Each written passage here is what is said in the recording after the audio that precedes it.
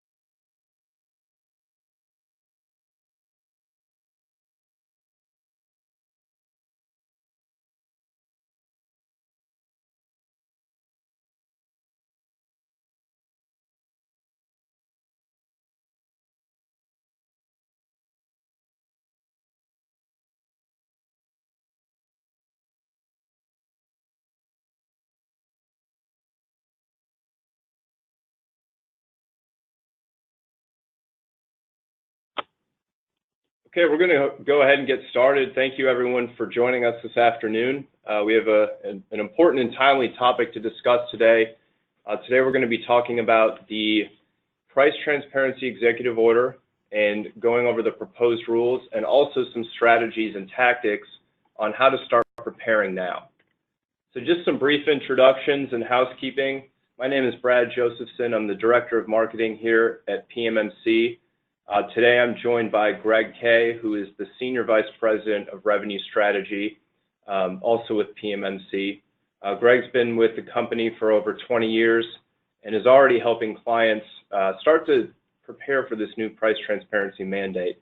And he's going to share a lot of insight into what exactly is required from this mandate, and then some tactical steps and strategic questions for you to start thinking about for how to start preparing for this. So let's quickly just kind of recap and do a little bit of a level set on how we got to this point. So if you remember, just about a year ago now, we were starting to prepare for the first price transparency mandate, which required hospitals to publish their full charge master online. That went into effect January 1st. We have found through our survey data that the majority of hospitals did successfully meet that mandate, and this is really going to be the next step. And as Charles Darwin famously quoted, "It's not the strongest of the species that survive, nor the most intelligent, but the one most responsive to change." And that's really what we're going to be honing in on today, is how do we best respond to this change that's really inevitable now. So Greg, tell us a little bit about the timeline and really what this looks like leading up to January 1st. Yeah, thanks, Brad. As Brad noted, we started back January 1 with the initial mandate that came out, and back June 24th, the President set out an executive order to focus on making health care both more affordable and shoppable for patients. That was the premise behind the executive order, and CMS was tasked with developing the rules that followed the 3 principles that were outlined in the executive order, and the initial target date for release of those rules was initially the end of August. Fortunately, so we would have more time to prepare for the new requirements, CMS released the new rules the end of July. They also provided a comment period that ended this past Friday for the proposed rules.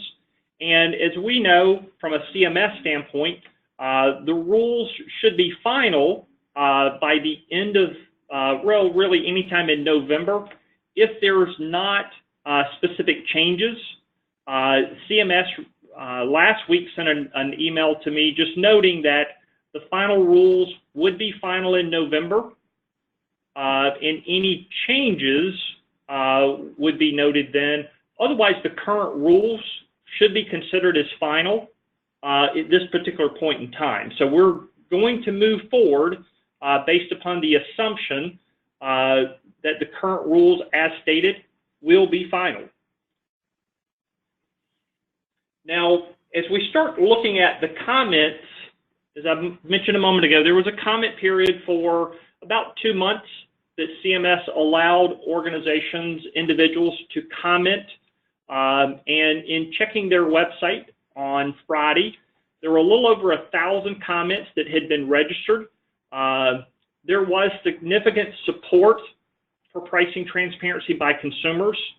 So if you go online and take a look at what was there, the majority definitely was in favor of this. There were a number of hospital comments that were really more largely focused around the 340B program. There were some hospital comments in opposition to pricing transparency, but most were along the lines of the couple of scenarios listed here, really more to do with the time and effort that it was going to take to be prepared for the 1/1 mandate. And also just pointing out that really the approach of posting this data and this information wasn't necessarily going to be helpful for patients, that it actually would have the potential of creating some confusion, if you will. I did want to just note Seema Verma from the administrator at CMS has had multiple speeches here in September, but I think this is really a key quote that those that are looking to protect the status quo is really, we're going to be hard pressed to not move forward. So from our vantage point, we have been working with our clients to really recognize that change does happen. As Brad noted earlier, Darwin was correct. Those that are more adaptable to change will be the ones that survive, and not only survive, but actually thrive as we really work to move towards patients having a better understanding of what cost is as they make their healthcare decisions. Now, there was a survey that was done and published on Friday that I thought had some very relevant information. Brad, do you want to touch on that? Sure. Yeah, so I thought this was interesting to look at just to kind of get an idea of the landscape and kind of what people are thinking at this point. So there does seem to be a good amount of skepticism that this rule will be finalized. 2/3 of executives said that they do not believe it will be finalized. A majority believe that a court challenge is likely. Despite that skepticism, as Greg said, we do believe this will move forward. And a lot of organizations are starting to prepare. And a lot of that is aligned with building price transparency tools and working with third-party vendors like PMMC to start developing those estimation tools. So we do see organizations starting to take action, and that's exactly what everyone should be doing at this point.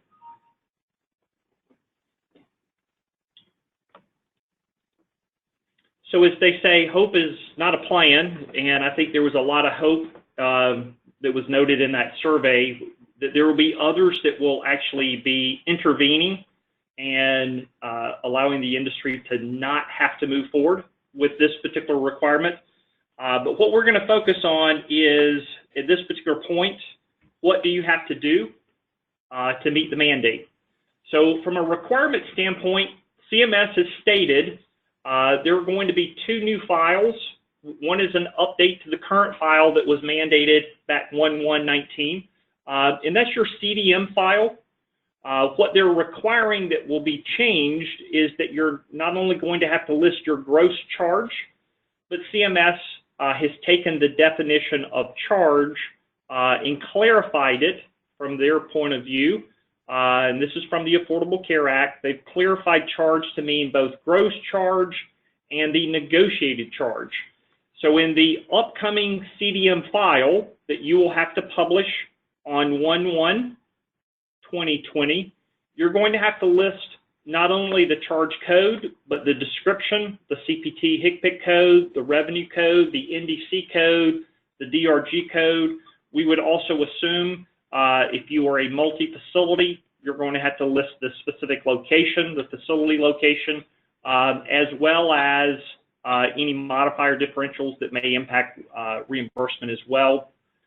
Since the DRG is not affiliated with a CDM line, you're likely going to have to list a DRG level listing with the CDM file as well. So one of the things that I think most people need to start to really get your head around is the fact that contracts are typically negotiated based upon prospective payment, and prospective payment is based upon billing data, and what CMS is requiring is at a charge code level. So we're going to have to convert reimbursement data, what they refer to now as the negotiated charge. We're going to have to convert that reimbursement data down to the charge code level. The other thing that they're requiring is a second file that's going to be a list of 300 shoppable items. CMS in the current rule provided a list of 70 items that are mandated by CMS, and they provided you with the flexibility based upon your organization, your market, your services, to come up with an additional 230 items that you will have to publish and make available online. And in that particular file, they've clarified that you will be required to publish both the overall gross charge plus the payer-specific negotiated charge with the line level detail. And again, they have clarified that this is for all services and all payers and all plans that you have contracted rates with. This particular file will need to be in a machine-readable format, and different from the 1/1/2019 requirement, the upcoming requirement does include a fine, plus the fact that they will be listing on a CMS webpage all of the hospitals that are not complying. Some have referred to this as a wall of shame, if you will, for those that are hiding their prices. We could debate whether that's individuals are actually hiding prices or not, but the fact of the matter is this is what CMS will be doing as far as their steps for hospitals that aren't requiring or not meeting that particular mandate.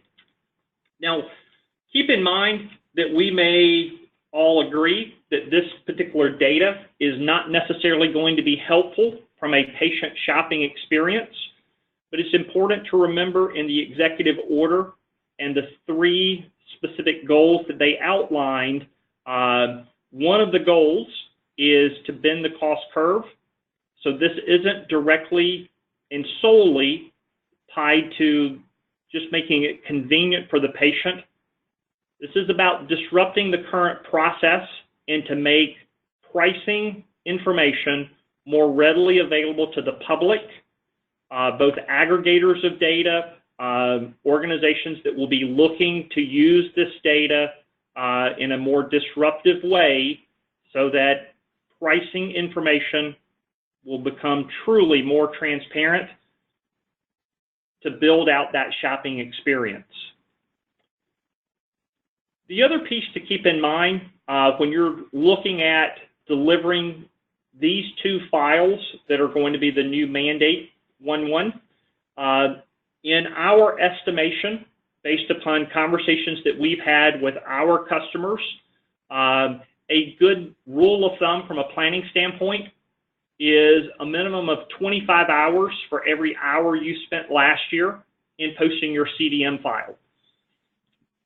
What's going to need to be required is both building out all of the data fields that are going to be needed, plus providing that payer-specific negotiated charge for all contracted payers and plans, plus analyzing your historical billing data to come up with your shoppable items, and then making those decisions.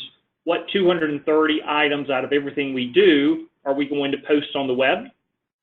And how are we going to compute and allocate down, create, if you will, those ideal claims or accounts to provide this information in a machine-readable format over the next 90 days.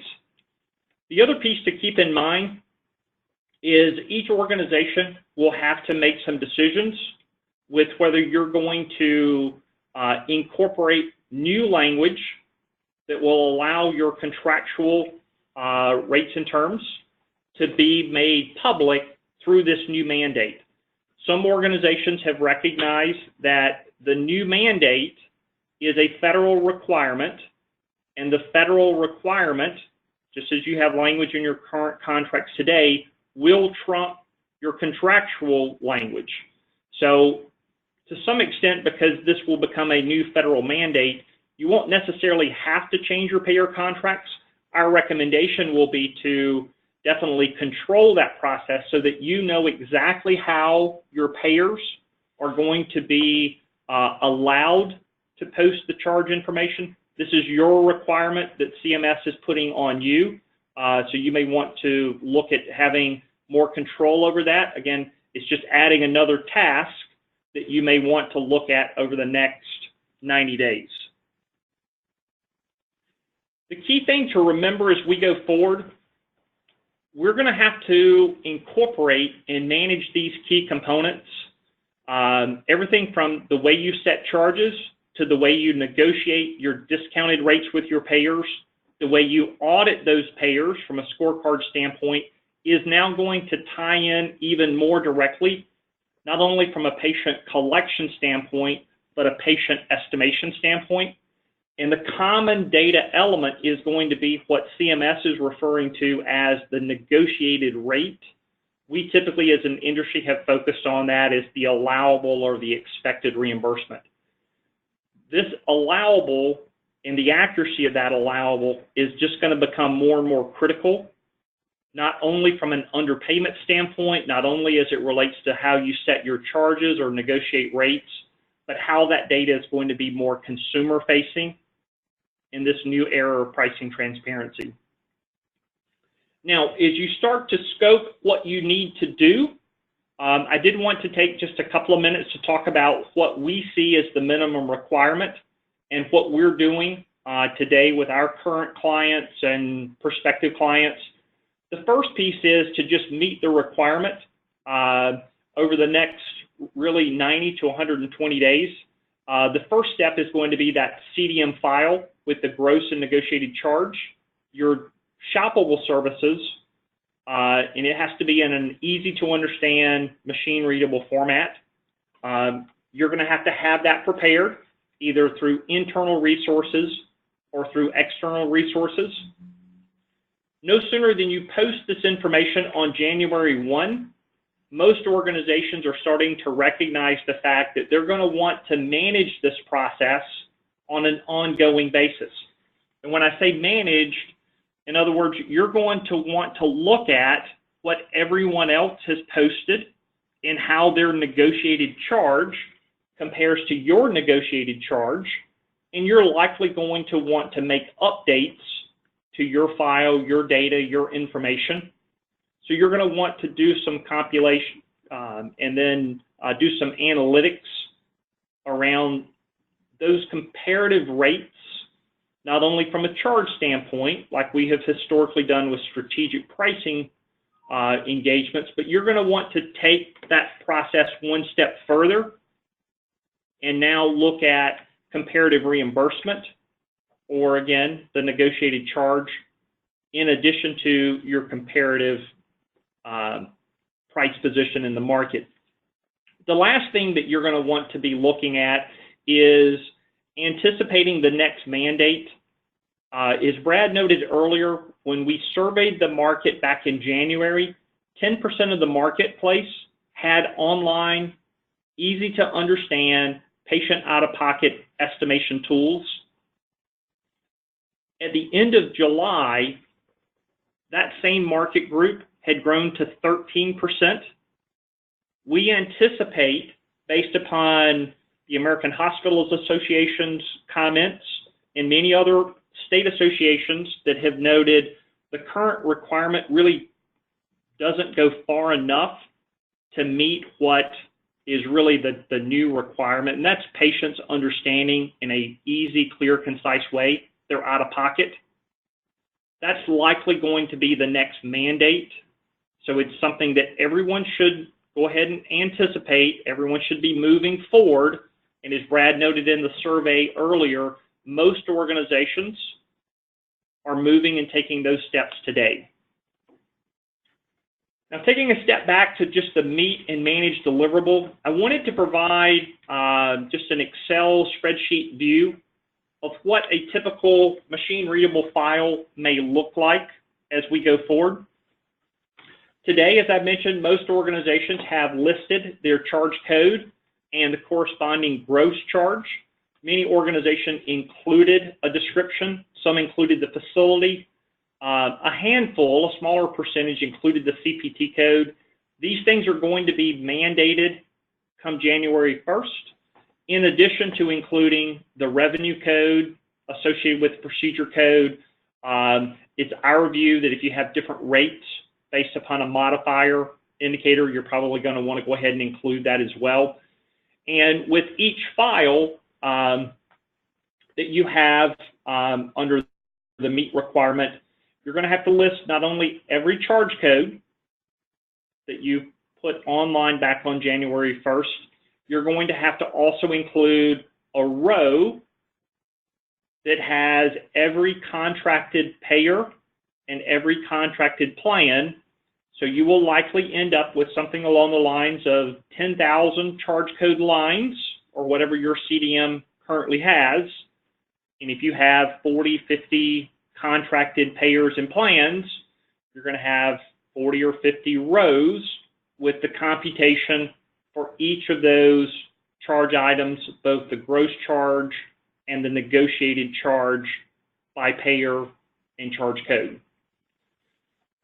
The second file that I mentioned that CMS is requiring is that list of shoppable items. And with that list of shoppable items, you're going to need to look at and compute and provide the claim level view. So by that procedure code, the claim, and then the detailed charges that will be associated with that ideal case.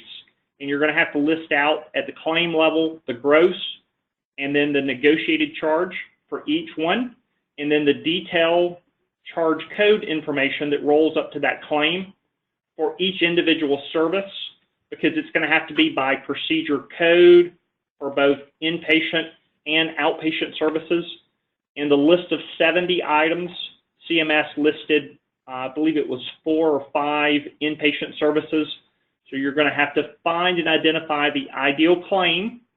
And under that ideal claim, you'll list out all the detailed charge codes and what the corresponding negotiated charge is for each of those line items. Now, CMS did provide those 70.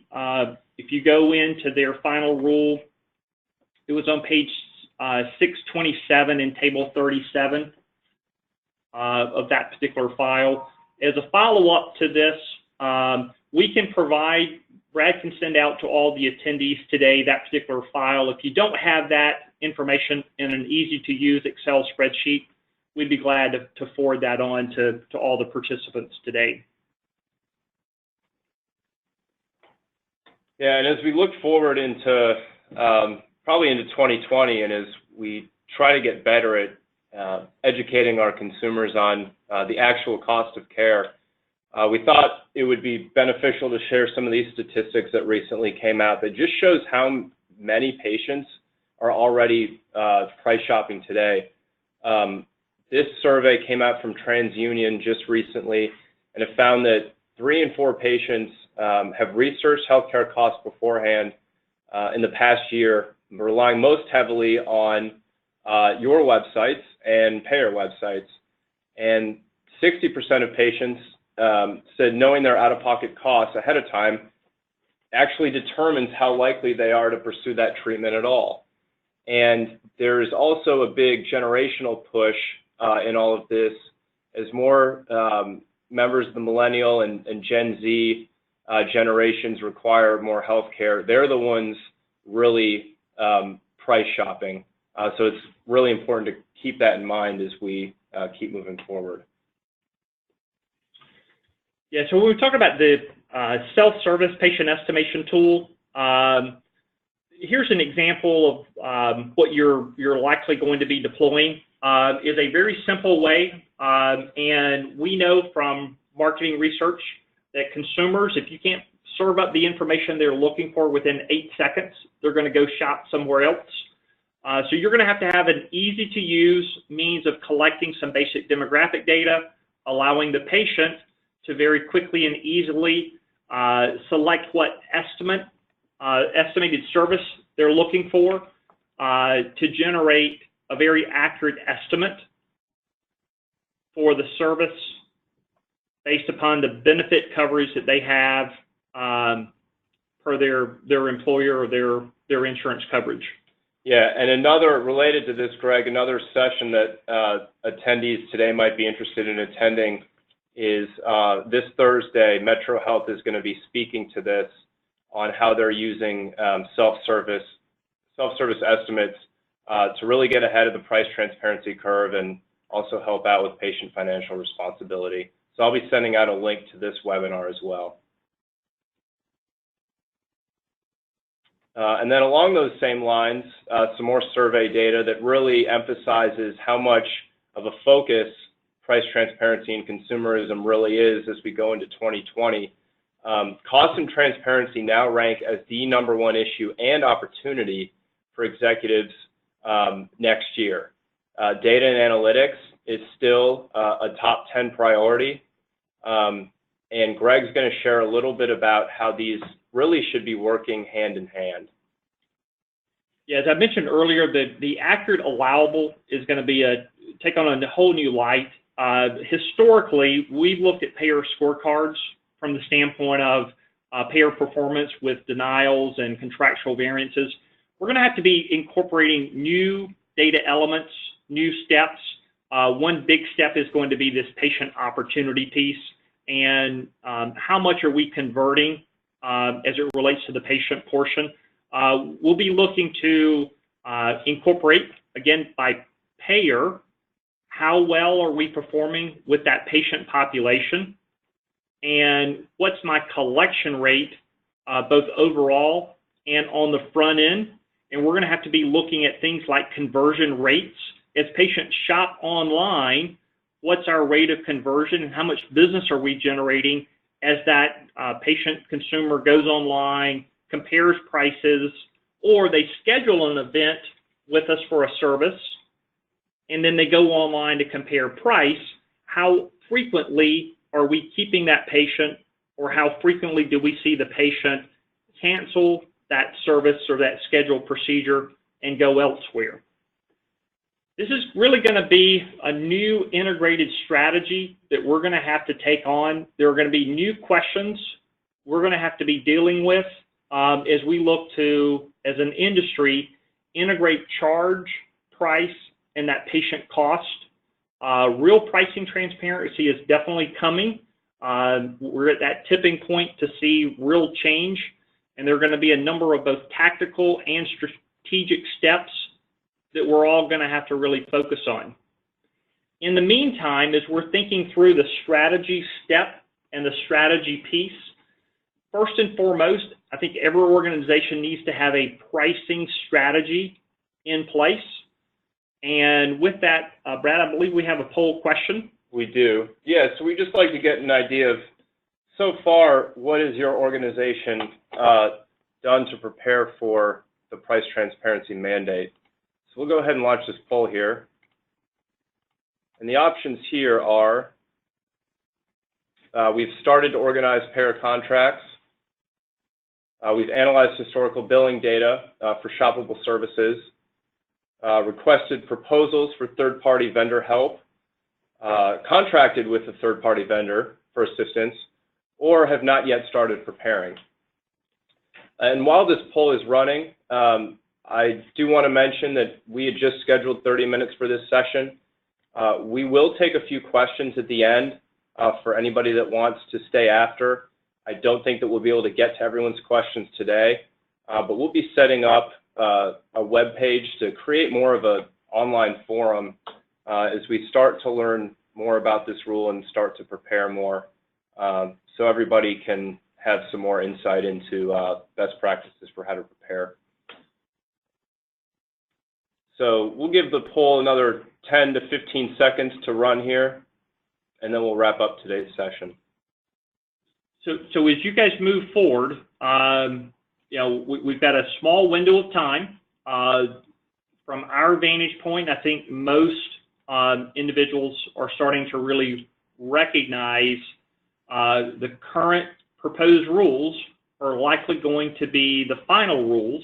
There may be some minor tweaks, but when you go through and look at the comments that were there, there are significantly higher percentages around support of this particular initiative. I think when CMS evaluates and looks at very few hospitals really commented that the status quo needed to be kept longer. I think we'll see as an industry, this will be the direction we're headed. So, which means we have to get started right away to getting new information, new data published online. And that's going to be really those two files that we need to get started with. Yeah, and we'll go ahead and close today's poll. And if you do have any questions while we have a couple minutes here, go ahead and enter those in the questions tab in your GoToWebinar pane, and we'll take them as they come in.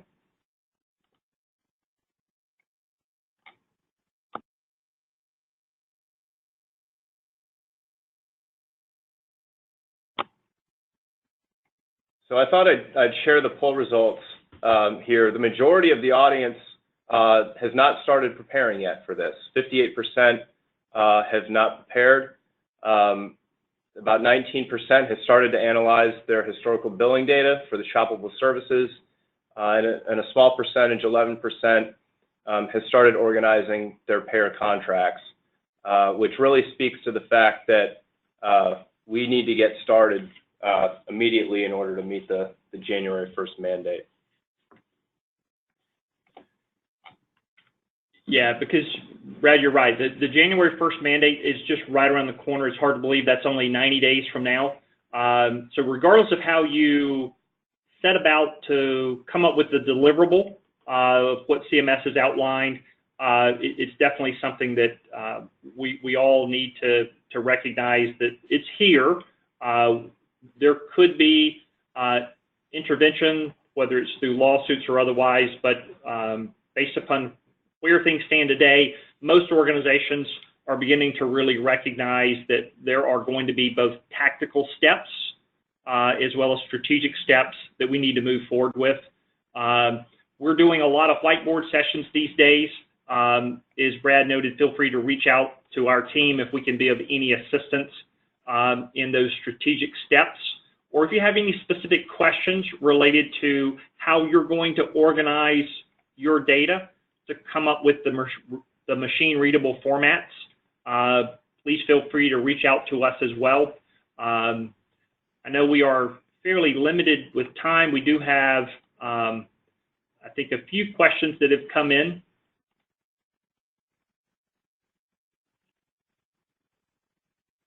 So it looks like the first question is, do we have to post our contracted rates for all payers? So the short answer to that question is yes. You will need to do that for both all payers as well as all plans, and it's for any contracted payer. So anyone that you have a contract with, you're going to want to post that information. I know we're getting right up on our window of time. As Brad mentioned earlier, we'll take the list of questions that are coming in, and we'll post those out to the website. We'll also be providing the link for the RevCycle Intelligence webinar with Metro Health on Thursday of this week. And to help both our clients and others in the industry today prepare, we're going to be putting together a series of webinars that will be touching on various topics. Several will include some roundtable discussions from other clients that are going to share specifically what their plan is in addressing the mandate. We are also going to bring back a representative from the Chilman Law Firm to address some of the legal questions that we touched on. I know a lot of organizations have questions around what do we need to do from a contractual standpoint, and we're inviting David back to participate in that another session as well. And I did get one question about whether the slides will be sent out to the audience, and the answer is yes. We will send a copy of the slides out, and this session today is also being recorded, so a recording link will be available in the next day or so. And I also did want to send out a meeting link to my calendar. If anybody is interested in scheduling a 30-minute call to start discussing options for preparing for the mandate, go ahead and book some time on my calendar, and we can go ahead and get started that way.